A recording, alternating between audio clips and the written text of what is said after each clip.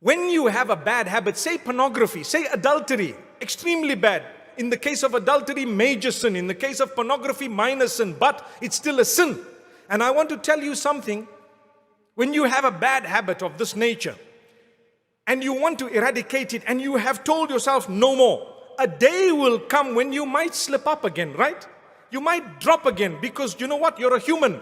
On that day, don't think, I blew it, that's it, now I'm back to my old ways. You're not. You're not back to your old ways. No. If you blew it one day, at least you did better. You used to do it every day before. Now it happened today, but you're going to turn back to Allah immediately and say, you seek forgiveness once again, and you're not going to do it again, and you stop it. So the gap between your falling would be bigger and bigger until a day will come when you will totally stop it. You get the point? Shaitan makes you lose hope. So if you said, right from today, I'm not going to commit the sin anymore, and a month later you dropped, Shaitan says, you see, you're back to where you were. So then Shaitan might make you say, well, it's okay, now I'm just going to go back because you know what, I'm too weak and I just can't do this. No, you can. You can, you will, you shall, and you must. If you fell a month later, get up, seek the forgiveness of Allah. You might fall 6 months later. How's the gap? Bigger. Is that an improvement? It's like smoking 3 cigarettes from 30.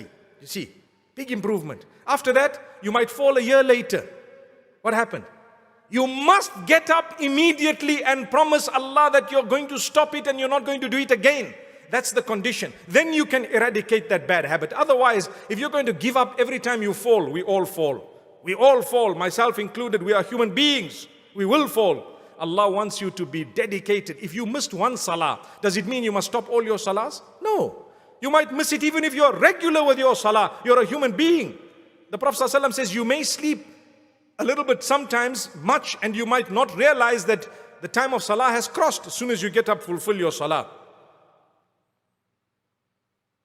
Or you might suffer with forgetfulness at a time. It's possible. You were busy doing something and you forgot.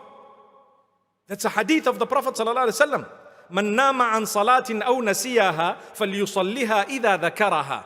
Whoever sleeps over a prayer or forgets a prayer should fulfill it or should do the qadha as soon as they remember, as soon as they can. It's a simple hadith. He didn't say that's a bad person, because you're a human.